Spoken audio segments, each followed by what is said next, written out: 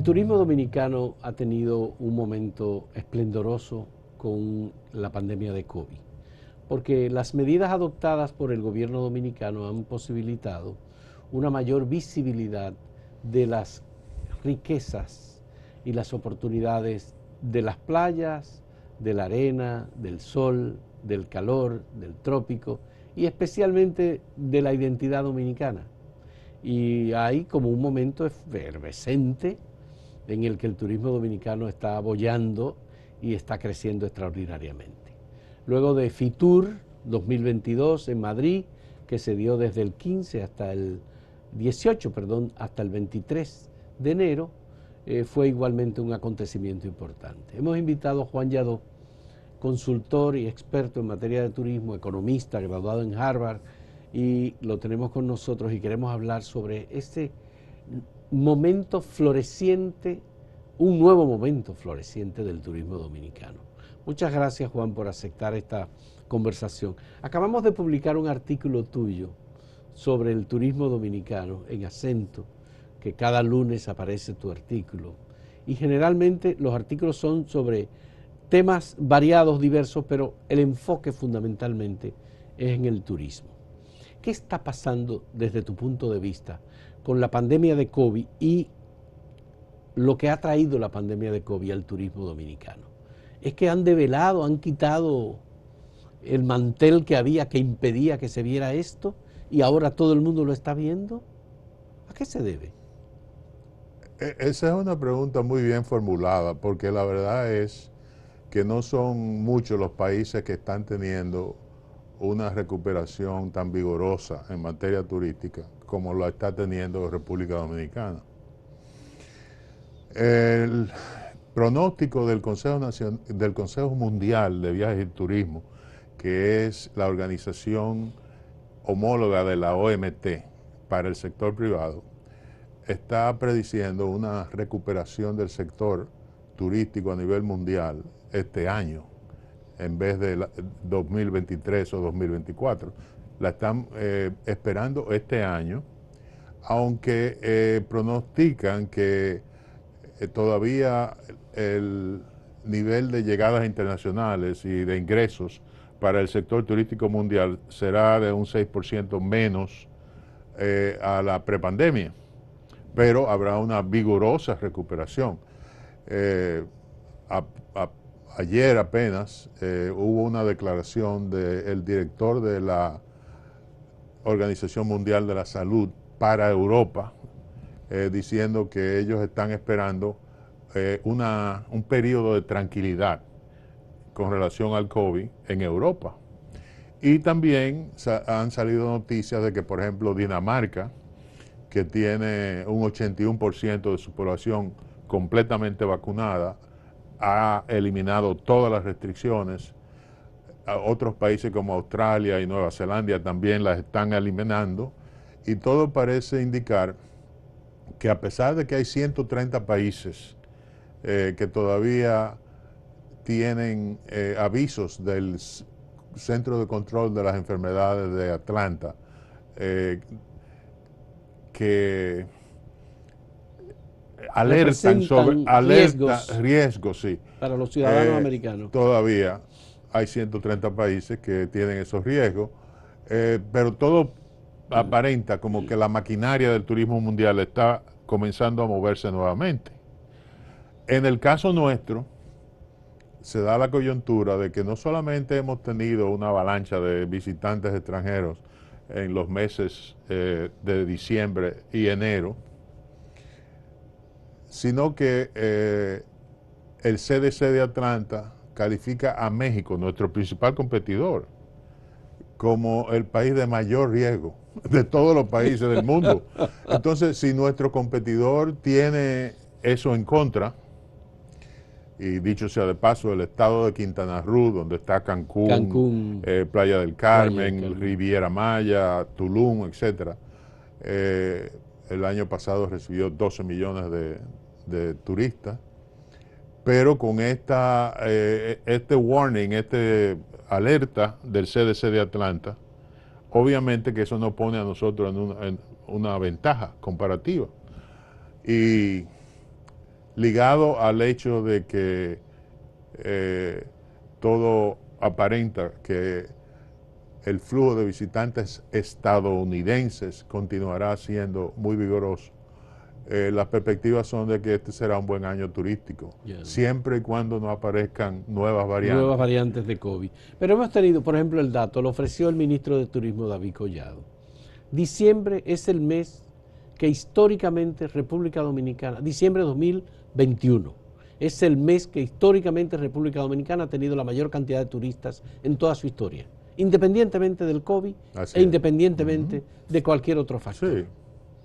Sí, ciertamente, porque las llegadas estaban pre-COVID y más particularmente en el 2018, que fue el año de la mayor bonanza turística de toda la historia de nuestro turismo, 2018. El 2019 tuvimos la crisis de imagen y el 20 la pandemia, pero el 2018 recibimos 6,5 millones de turistas y en casi todos los meses sobrepasaba por mucho el 500,000. Recibir 700,000, eso incluye a los dominicanos ausentes, que califican como turistas porque no son residentes en el país. Es un logro extraordinario y eso se debe no tanto a que el Ministerio de Turismo haya hecho una promoción muy efectiva, se debe básicamente a que hay una demanda contenida, lo que en inglés le llaman el pent-up demand, para que la gente quiere salir. Y nosotros no tenemos restricciones, no pedimos vacuna, todavía en los aeropuertos hacemos algunas pruebas aleatorias al azar, pero las restricciones están prácticamente desaparecidas. Claro que los hoteles han tomado sus precauciones. Con los empleados. Con los empleados, ya el 100% del personal está vacunado. Está totalmente, doblemente vacunado. También tienen áreas aisladas para aquellos huéspedes que pudiesen desarrollar el COVID mientras están aquí. Es decir, que hay una preparación y una observación de los protocolos normales del uso de mascarilla. Sí, el periódico The New York Times publicó la pasada semana un reportaje sobre el turismo dominicano y el atractivo que tiene para los turistas norteamericanos. Y una de las cosas que sale es diálogo con ellos, por qué escogieron a República Dominicana. A muchos les resulta muy fácil, dicen no hay restricciones, no hay que presentar una prueba PCR, por ejemplo. Claro. Son de los factores pero que al llegar aquí, al descubrir las instalaciones, la bondad de las playas, el carácter y el personal que siempre tiene mascarilla, es un refugio de libertad y de gozo, y entonces eso es totalmente novedoso. No solamente eso, es que nosotros, ayer precisamente recibí un reporte de que estamos entre los 5 principales destinos para los turistas estadounidenses. Los otros 4 son Italia, Francia, Reino Unido y creo que España. Pero nosotros estamos entre los grandes, que recibimos más de 2 millones de estadounidenses al año. Esos otros países también reciben un poco más de 2 millones, pero no mucho más. No hay ninguno que llegue a 3 millones. Nosotros, es posible que lleguemos a 3 millones este próximo año, es posible. Es decir que somos de los destinos preferidos y ciertamente en el Caribe somos el destino más preferido. El hecho de que el gobierno haya tomado medidas para facilitar la entrada de turistas, que se hayan tomado medidas igualmente para asegurar que los turistas tengan seguridad y confort y prueba en caso de que fuese necesario. Eso ha facilitado que los turistas y los turoperadores prefieran a la República Dominicana como está ocurriendo. Mi percepción sobre eso es que no tanto. Yo pienso que el gobierno ha hecho un excelente trabajo en el manejo de la pandemia y el principal mérito es para el presidente Abinader y su gabinete de salud. Pocos países han tenido el éxito en términos de vacunación y en términos de medidas, de protocolos de seguridad sanitaria como nosotros lo hemos tenido. Pero algunas de las medidas específicas, como por ejemplo el seguro, de que si tú eres turista y te contaminas con el COVID aquí, el Estado te asiste con los gastos. No hay estadísticas sobre eso. Yo no he visto a nadie que haya hecho una evaluación de ese tipo de cosas, igual que lo de las medidas para incentivar el turismo interno. Yeah. Es decir, son medidas pertinentes, adecuadas, el gobierno debió tomarla, otros países la tomaron también. Canarias, por ejemplo, fue uno de los primeros países con lo del seguro, el seguro sanitario. Y nosotros copiamos de Canarias. Pero yo no creo que eso haya influido mucho. Lo importante es que hay una demanda contenida muy vigorosa. Ya. En el caso de Fitur 2022, que se acaba de celebrar ahora en enero, es como la única gran feria de turismo mundial que se ha realizado, porque las otras fueron suspendidas. Sí. La República Dominicana fue el país invitado. ¿Cómo evalúa, luego de todo lo que se ha dicho y se ha comentado, además de la presencia del presidente de la República en esta feria durante prácticamente una semana, cómo evalúa la participación dominicana?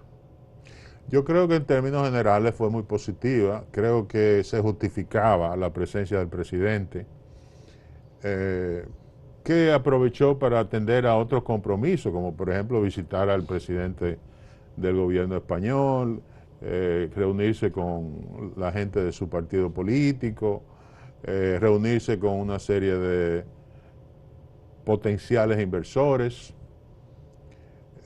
Fue positivo que el presidente fuera, y en términos generales yo creo que nosotros tuvimos una buena actuación.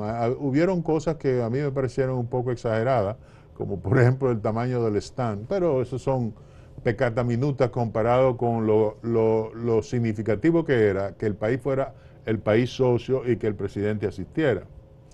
Nosotros, según los reportes de prensa, obtuvimos promesas de inversión y de negocios por más de 2.000 millones de dólares, pero Colombia recibió promesas de inversión por unos 5.400 millones. Es decir, lo importante es que la delegación dominicana constató que hay un interés muy marcado en nuestro destino, especialmente de inversores turísticos. El presidente mismo ha declarado que se espera que en este año se comiencen a construir 9.000 habitaciones turísticas adicionales.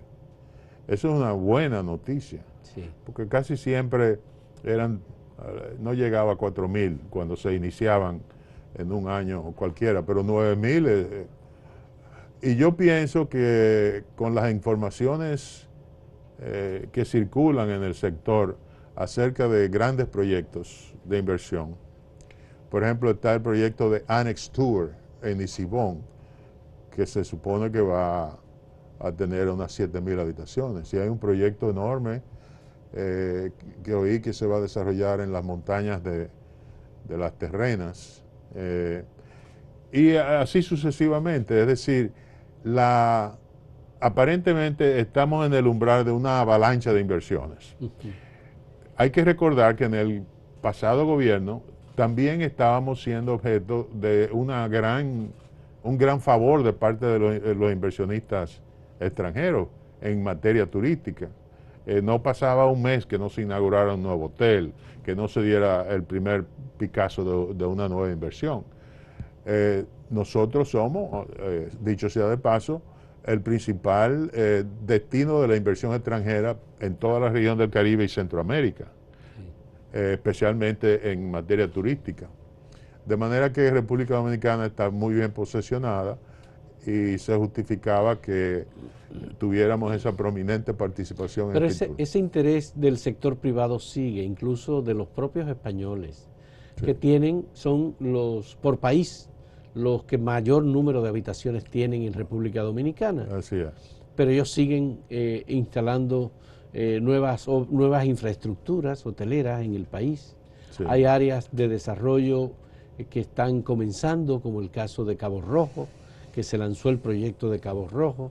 Ya veremos qué pasa en Pedernales, ya veremos qué pasa con Bahía de las Águilas, pero el gobierno está, digamos, abriendo estas áreas. Igualmente está la zona de Samaná, como está la zona de Nagua, en donde República Dominicana todavía no está desarrollada plenamente a su máxima capacidad para la explotación de los recursos que hay por allí.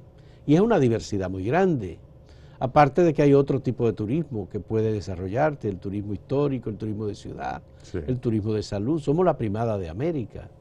El turismo de montañas, que son, digamos, proyectos que habría que desarrollar y en los cuales República Dominicana podría promoverse.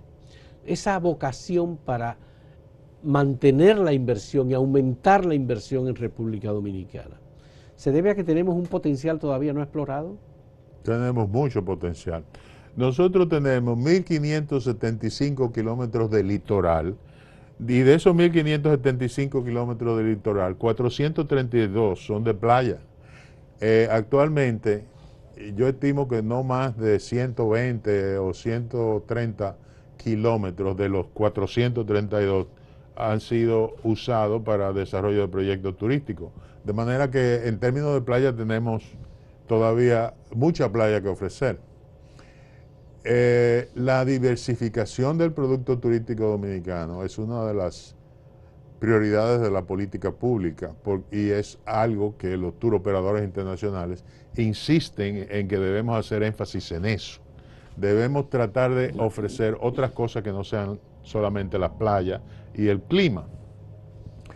El gobierno está haciendo un esfuerzo creíble y loable, me parece, para detonar el desarrollo en Pedernales.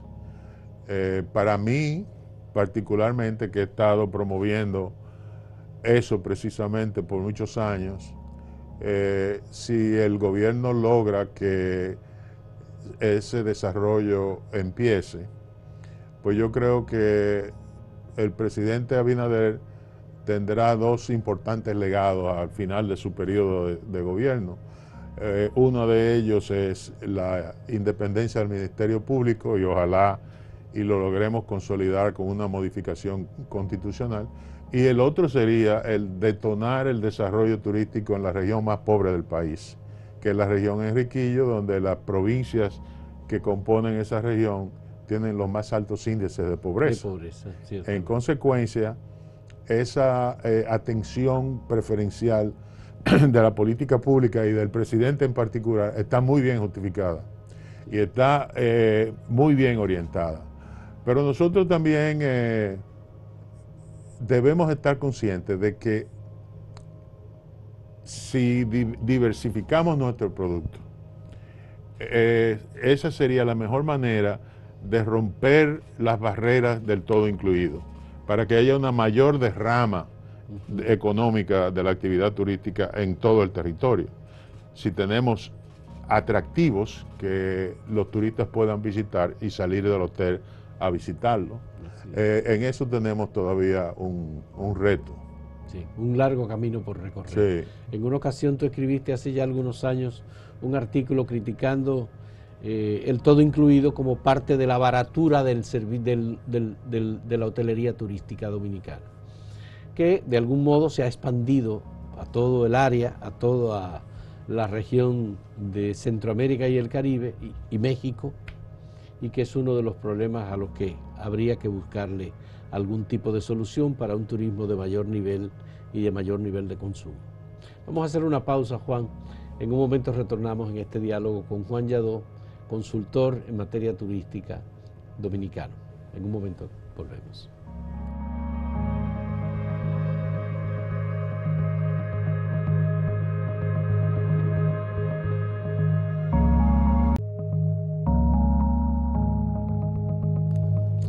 Juan, en materia de desarrollo de la industria turística, tanto el Estado como el sector privado se ha conformado con el todo incluido, porque es un servicio aparentemente bastante cómodo, que no requiere de mucho sacrificio y que a los turistas les gusta, porque bueno, ahí está alimentación, bebidas, celebraciones, etcétera, y no hay costos ocultos. Entonces me gustaría saber, ¿tú crees que República Dominicana debe insistir en el todo incluido como modelo o habría alguna manera de cambiar ese modelo? Esa última parte de la pregunta es la pregunta más pertinente, porque es que el todo incluido es un modelo de negocio que ha sido muy exitoso en todo el mundo, inclusive está en expansión, no está en involución, sino todo lo contrario. Las grandes cadenas americanas, Marriott está, por ejemplo, ya adoptando el todo incluido, y Marriott es la cadena número 1 a nivel mundial ahora mismo. Yo dudo que eso desaparezca en los próximos 20 o 30 años. Tú usaste una palabra que me pareció muy atinada, que es la de la comodidad para el turista. En un solo paquete se incluyen todos los servicios que necesitan y ellos pagan por eso. Esa conveniencia, pues determina que el todo incluido siga existiendo por un tiempo. Ahora bien, al país que hemos sido muy exitosos en el Caribe, porque las otras islitas, los otros destinos isleños, tienen muy poco todo incluido. Es Cuba y nosotros los que tenemos en la oferta de todo incluido. Y por supuesto Cancún, en el Caribe mexicano, la oferta mayor de todo incluido. Pero al país lo que más le convendría es que vengan gente que se hospeden en los hoteles, pero que salgan del hotel a ver nuestros atractivos, porque eso provocaría una mayor derrama económica de la actividad turística. Eso es lo que a la política pública debe interesarle. Pero lo único que yo veo que puede ayudar en eso es el hecho de que los potenciales turistas están acudiendo al internet para hacer sus propias reservaciones. Inclusive ya se está hablando de que los turoperadores internacionales, que son los que hacen los paquetes, comienzan a perder clientela porque los consumidores, en este caso los turistas potenciales, hacen sus propias reservaciones. En Europa más del 60% de las reservaciones están siendo hechas a través del internet, directamente por el turista potencial. Eso podría ayudar, pero yo no lo veo como que va a ayudar mucho en los próximos 3, 5 años. Es decir, es una tendencia favorable para los objetivos nacionales de desarrollo, pero nosotros tenemos que seguir viviendo con el todo incluido y no satanizarlo. Una de las cosas que está pendiente por hacer es un análisis profundo de los eslabonamientos entre los sectores económicos de nuestra economía y el turismo, para ver cómo podemos acrecentar el componente nacional del gasto turístico. Hay cosas que todavía no estamos haciendo, que podemos hacer para sacarle mayor provecho al todo incluido, pero repito que en el largo plazo, como la derrama económica es un objetivo nacional, debemos hacer todo lo posible para que los turistas salgan de los hoteles. Bueno, pero hay una plataforma digital que se llama Airbnb, sí, que uno dice, bueno, eso es igual, es turismo, es igual. Lo único que no va a infraestructura turística establecida. Tú vas a una infraestructura turística establecida porque tiene una playa. Si tú vas a una ciudad, tú puedes perfectamente ir a un Airbnb y tú pagas menos. Sí. Porque en realidad tú pagas por un hospedaje en un apartamento, en un lugar, y haces ya libremente tu actividad turística y ahí no tienes todo incluido. El transporte, gastos, alimentación, gastronomía en general y disfrute, discoteca o cualquier actividad es a tu costo. ¿Se ha hecho algún estudio sobre el efecto del Airbnb en República Dominicana? Que yo conozca, no, y debería hacerse. Airbnb es una modalidad turística que conviene a nuestro país porque contribuye a que haya mayor derrama económica. Ahora, Airbnb no va a suplantar a los hoteles, porque los hoteles no solamente ofrecen la habitación, ofrecen una serie de servicios Sí, claro. y de otras facilidades. Tienen piscina, tienen playa, tienen comida, que alguien que renta un apartamento en Santo Domingo para venir por una semana tiene que procurarse su propia comida, ya sea en restaurantes de la ciudad o hacerla en el propio apartamento. No conozco el alcance. Me viene a la mente que hace un tiempecito chequeé y habían 4.000 en La Habana, por ejemplo, 4.000 propiedades ofertándose En para Airbnb. Airbnb. Y en el caso dominicano, aquí hay torres, apartamentos que ya se construyen nada más que para Nada más que Airbnb. para eso. Por ejemplo, Totalmente. sí. Yo me encontré hace poco en Salinas, en Baní, un edificio de apartamento nuevo que es solamente para Airbnb. Me sorprendió. Eso es muy positivo y cada vez hay más oferta. Ya. Eh, Lo que pasa es que también en este caso, aparentemente, el Airbnb no hay un seguimiento de carácter impositivo, por ejemplo. El que renta no paga impuestos. Paga el impuesto normal de IPI, por ejemplo. sí, o sea, así mismo es. Los hoteleros no están muy contentos con eso. En No, España para hay nada. grandes controversias sobre eso y demandas de que a los propietarios de los inmuebles de Airbnb les sea aplicado un impuesto. Yo creo que es correcto eso, porque esa es una actividad económica que tiene un propietario de un apartamento que es como si tuviera un colmado o como si tuviera una tienda, etcétera, tiene que pagar algo de impuesto. Pero además se cobra en dólares. Sí, pero eso no, el que se cobre en dólares no influye sobre la pertinencia del impuesto. En- el propietario cobra y hace con sus dólares lo que le apetezca, pero lo importante es que esa es una actividad económica que califica para Ya. tener cierta carga impositiva. Qué bueno. Bien, me interesa enfocarme en el proyecto de Cabo Rojo que tú conoces y sobre el que escribiste precisamente esta semana. ¿Qué te parece? ¿Cuál es tu criterio sobre este proyecto de alianza público-privada en donde el Estado pone la infraestructura, pone la tierra, pone las vías, pone el aeropuerto, pone los servicios de agua, energía, etcétera, y el sector privado pone la infraestructura con inversión? Y los servicios también, creo, parte. Para poner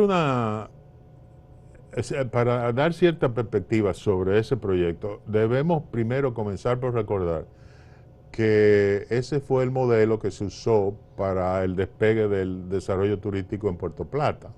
Es decir, el Estado invirtió en un aeropuerto, en un lugar para que se desarrollaran los hoteles ahí, que es Playa Dorada Playa Dorada, y sí. Playa Grande, que duró mucho tiempo sin desarrollarse, pero que ya está comenzando a desarrollarse. Es decir, fueron inversiones estatales en infraestructura, como tú bien señalaste. Sí, Pero debemos recordar también que no aparecían inversionistas que quisieran hacer hoteles en Puerto Plata. Y tuvo el Banco Central, que era el que manejaba ese proyecto con financiamiento del Banco Mundial, que hacer el primer hotel, que fue el de Jactar Village, para que una vez ese hotel estuviese funcionando, entonces atraer a otros inversores. Y así fue que sucedió. o sea, En ahí el, se explica el desarrollo turístico dominicano, porque creo que ahí también comenzó el todo incluido. ¿No fue así? bueno, el Jactar se inauguró, comenzó a operar en 1980, mientras el primer hotel de Bávaro inauguró sus operaciones en 1985. Creo que sí, que es posible decir que Ahí comenzó el todo incluido. El todo E incluido. inclusive, porque el todo incluido comenzó en Jamaica. Bueno, hay una disputa de si fue Jamaica o fue con la cadena Club Med, que es Que un estaba aquí, verdadero... que se estableció aquí. Sí, pero aquí se estableció, se inauguró en 1991 el Club Med de Punta Cana. Ahora hay dos Club Med, uno en Punta Cana y otro en Miche. Y los dos son inversión china, porque un grupo de Shanghái, el Fosun Group, compró la cadena completa a nivel mundial. Son más de ciento y tantos Club Med que hay a nivel mundial. De todas maneras, eh, en el caso de Pedernales, ya te he señalado que es un proyecto que a mí personalmente me llena de regocijo y me llena también de satisfacción de que el Estado esté dándole la prioridad que merece esa región del país por los altos niveles de pobreza. Por lo que he visto en la prensa, y todavía no he podido ver el último plan maestro que pusieron a circular en Fitur, pero por lo que he visto en la prensa se trata de una excelente planificación y lo que se espera es que haya un verdadero interés de parte de los inversores privados para hacer las inversiones en la superestructura hotelera. El gobierno informó que ya había 6 instituciones que habían firmado cartas de compromiso. Eso lo informó en Fitur, en En España. Fitur, exactamente. Eso es una gran noticia. Lo que no está muy claro, y tengo que señalarlo porque es un punto muy importante, es si esas cadenas hoteleras que han expresado su intención de participar en ese proyecto van a poner dinero ellas en la construcción de los hoteles o no, o si será el Estado que le haga los hoteles y que ellos entonces tengan contratos de gerencia. Eso no sería nada del otro mundo, pero lo deseable es que sean los inversionistas que hagan los hoteles y que pongan el dinero de los hoteles. En Cuba, por ejemplo, tú tienes el modelo contrario al nuestro, en el sentido de que casi toda la oferta hotelera es Es estatal. estatal. Sí. Los hoteles son propiedad del Estado y las cadenas hoteleras lo que tienen son contratos de gerencia. Por ejemplo, la española Meliá, que es la cadena española más grande que hay, que tiene más de 360 hoteles, tiene 32 hoteles en Cuba. Pero de esos 32, solamente son 3 de propiedad de Meliá, los otros son estatales. En ese sentido, yo ya dije que preferiría que fueran los inversores privados los que construyeran e invirtieran en los hoteles. Pero si el Estado tiene que invertir en unos cuantos cientos de habitaciones, pues dada la prioridad de la política pública en términos de equidad social, yo pienso que se justifica que el Estado se invierta unos $1.000 billones en hoteles ahí. Sí, pero lo que he visto es que el Estado no va a invertir en construcción de habitaciones hoteleras. El Estado está aportando el terreno, está aportando las vías, el aeropuerto y otras obras, pero la construcción de la obra de la parte de infraestructura hotelera corresponde a los inversionistas. Eso es una Los gran modelos noticia. están establecidos, hay estudios dependiendo del lugar, porque es Cabo Rojo. No sabe al final cómo va a ser lo de Bahía de las Águilas. No, ese proyecto tengo entendido que excluye construcción en Bahía de las Águilas. Uno de los aspectos positivos que yo le veo a ese proyecto es que anticipa la generación de energía eléctrica por medios solares. Es decir, va a haber una generación de energía usando paneles solares, va a haber una planta de desalinización también. Eso es muy importante. Que dicho sea de paso, el país tiene pendiente lograr que todos los inversores de Power y Punta Cana comiencen a instalar plantas de desalinización.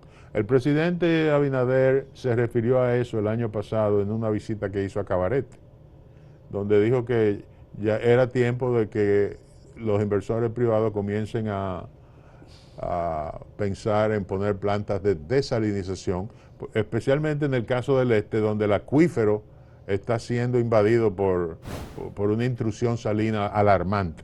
Sí. Me llamó la atención que en el reportaje publicado por The New York Times sobre el turismo dominicano aparece un momento en el que se dice que el presidente de la República tiene mayor sensibilidad sobre el sector turístico y que esto es como lo que está empujando más, porque él fue inversionista turístico, porque su empresa familiar tuvo hoteles y él conoce el sector turístico más que cualquier otro. Sí. Que eso es una de las explicaciones de lo de la política que está desarrollando el Estado en materia turística. Y qué bueno, es decir, porque es que el turismo es el principal sector de la economía, es responsable de, dependiendo de si es el par que tú tomas el estimado o si es a zona hora, pero entre un 16 y un 20% del PIB en tiempos normales. De manera que es muy oportuno y muy conveniente que tengamos un presidente que esté especialmente sensibilizado a las necesidades de la política turística en el país. Y como dije anteriormente, me ha llenado de regocijo de que lo primero que él hizo fue visitar a Pedernales, tan pronto se inauguró como presidente, porque hacía mucho tiempo que la famosa hora del sur no había llegado. Ya. He visto inversionistas dominicanos anunciando inversiones en el área turística. Normalmente son extranjeros los que vienen, invierten o han expresado vocación. En el pasado hubo canadienses que vinieron a Pedernales tratando de invertir en la pasada administración. Ahora hay un fideicomiso y al final uno no sabe cómo va a ser la inversión, pero lo que veo es una disposición de los inversionistas dominicanos por la construcción de nuevas instalaciones hoteleras. En Fitur vi que Fran Elías Rainieri anunció una inversión de $200 millones precisamente para nueva infraestructura turística. El grupo Alfa creo que anunció en alianza con Margarita Villa una inversión de $160 millones aproximadamente. Y parece que hay empresarios dominicanos interesados en incursionar en el sector turístico. ¿Tú cómo lo ves? Bueno, en los años 80, cuando comenzaba el furor y el entusiasmo por el desarrollo turístico, hubieron varios, no voy a decir mucho, pero varios importantes empresarios dominicanos que hicieron inversiones en hoteles, especialmente en Puerto Plata. Eventualmente, con la fiera competencia que implica el sector turístico, que es un sector globalizado, donde la competencia es mundial, si tú no tienes la maquinaria de mercadeo para poder competir, tú tienes que salirte. Y eso fue lo que pasó. Muchos inversionistas dominicanos vendieron sus hoteles a las cadenas, porque las cadenas sí que tienen esos brazos de mercadeo que son muy gigantescos y están muy sintonizados con el mercado. Pero los hoteles dominicanos individuales no tenían esas capacidades y por eso era preferible vender. Últimamente lo que está sucediendo, han habido algunas inversiones, yo tengo entendido que hay 2 fondos de la Bolsa de Valores donde hay dominicanos que están participando, pero a través de la Bolsa de Valores, no directamente en construcción de hoteles. La inversión nacional en el sector turístico está siendo liderada por los bancos. Los bancos. Popular y Reserva. Sí, y BHD también. Y BHD tiene una cartera de unos $500 millones.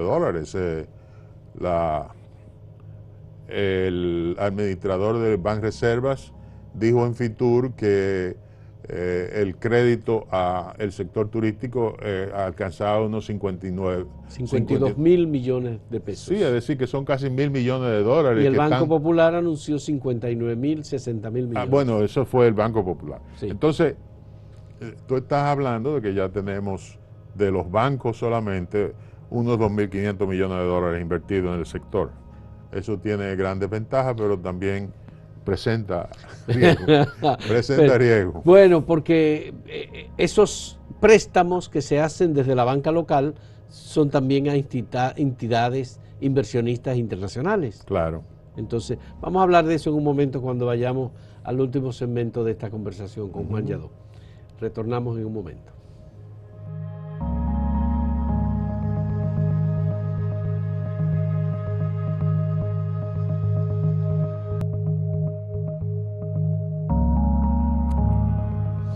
Los fondos disponibles de la banca de República Dominicana, incluyendo el Banco de Reserva, que es el banco oficial del Estado, ¿debían dedicarse a préstamos para inversionistas extranjeros en el área turística? Yo no veo por qué no, pero lo que sí es que el país tiene que estar consciente que esos recursos bancarios son ahorros nacionales, ahorros de los individuos nacionales, y que cuando se le prestan a los inversores extranjeros, estamos corriendo un riesgo.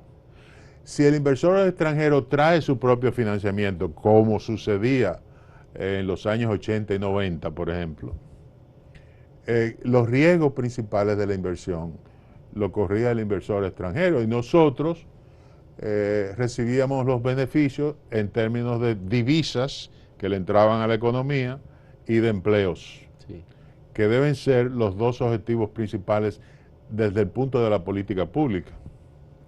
Ahora bien, por razones que yo por lo menos no tengo muy claro por qué los inversores extranjeros quieren endeudarse aquí, cuando las tasas de aquí son ligeramente, en dólares, son ligeramente superiores a lo que podían encontrar en Europa o en Norteamérica.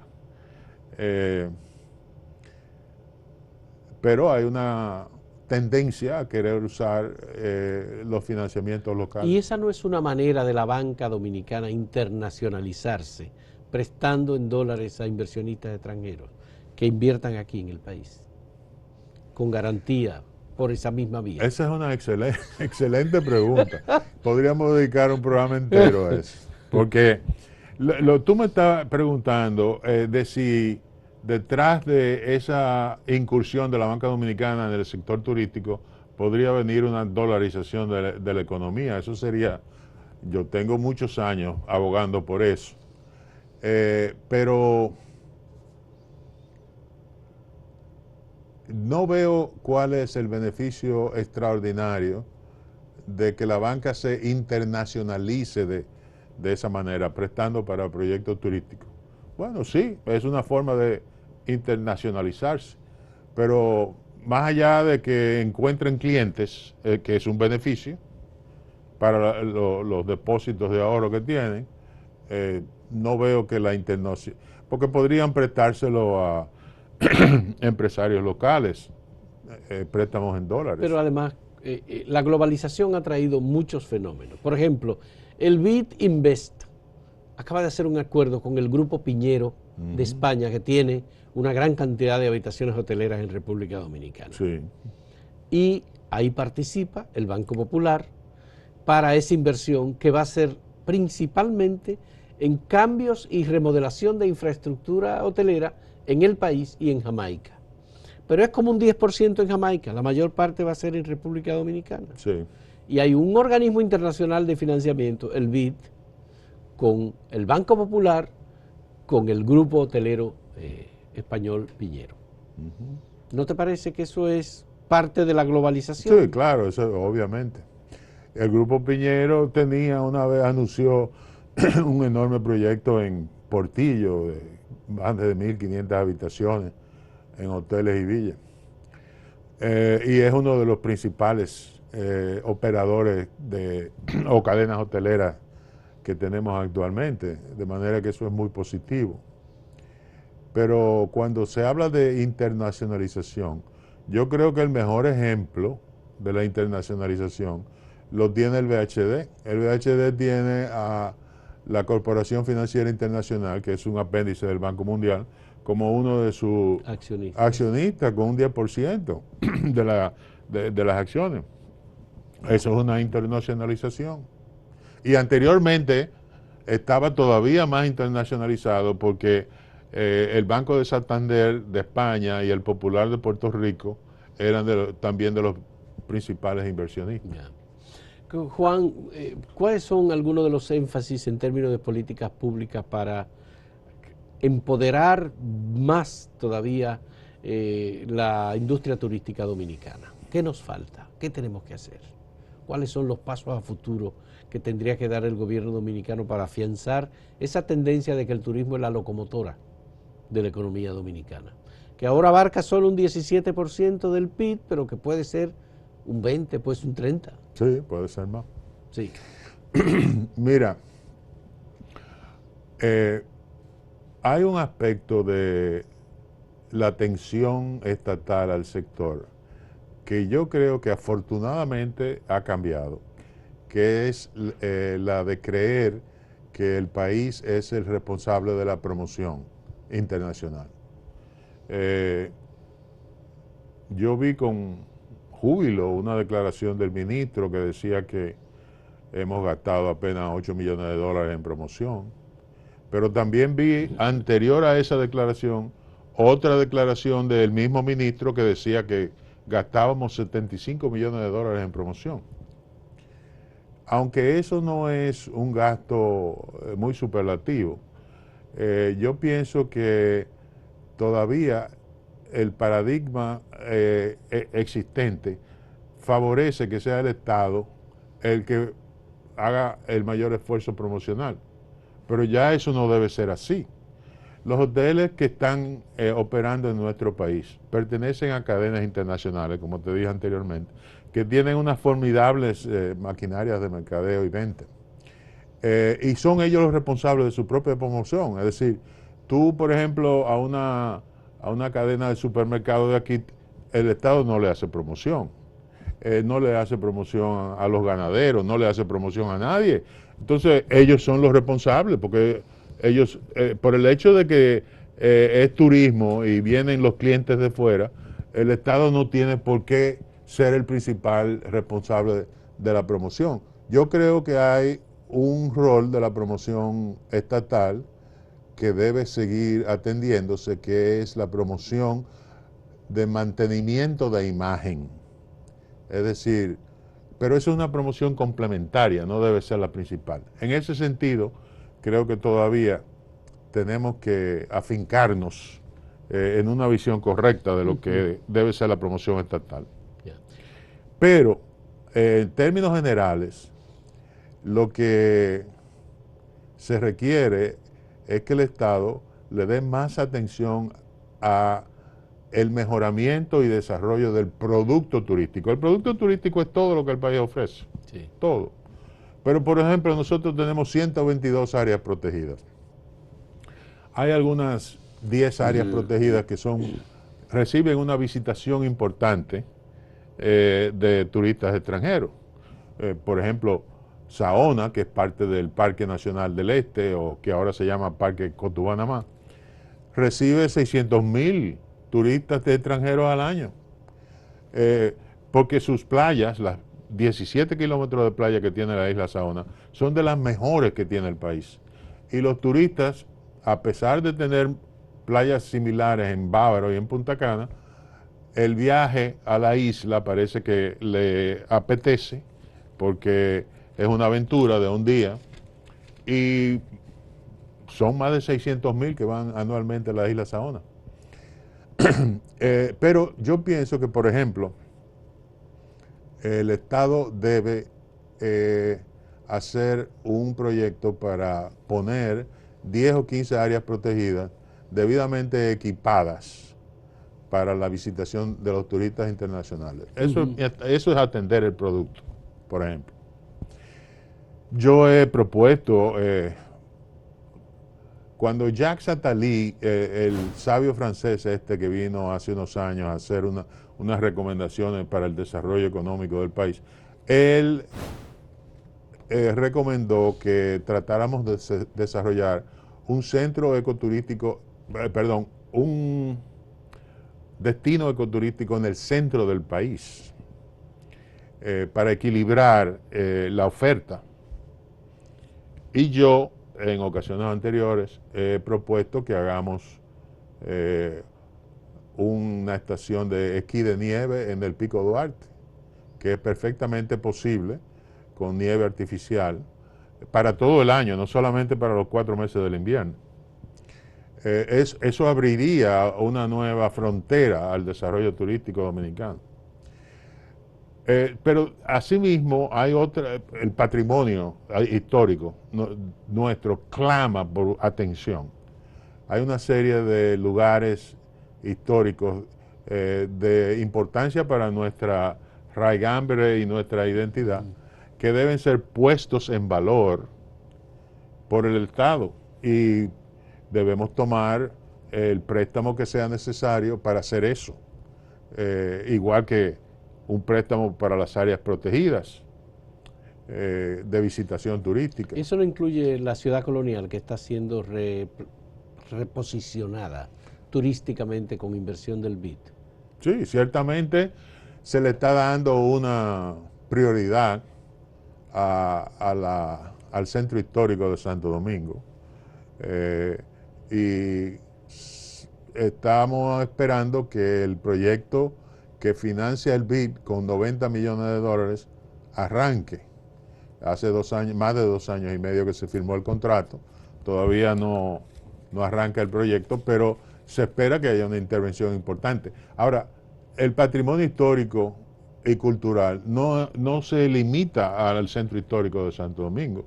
Hay muchos lugares donde nosotros tenemos importantes sitios de relevancia histórica que deben ser puestos en valor. Ya. Y así sucesivamente. Es decir, por ejemplo, Najayo y Palenque. Nosotros tenemos un problema aquí, problema en el muelle de Sanssouci, que hace 17 años que se le concedió a una empresa privada, y se suponía que ese proyecto iba a desarrollar el turismo de cruceros. Eso no arranca. Siguen las instalaciones militares ahí, aun cuando ya en Andrés se le construyó las facilidades y los edificios para que se muden para allá, pero hace más de 3 años que están construidas ahí y no se mudan. No se mudan. Entonces eso Boca Chica. Hay muchas cosas para mejorar el producto turístico nacional que están pendientes de hacer. Bien.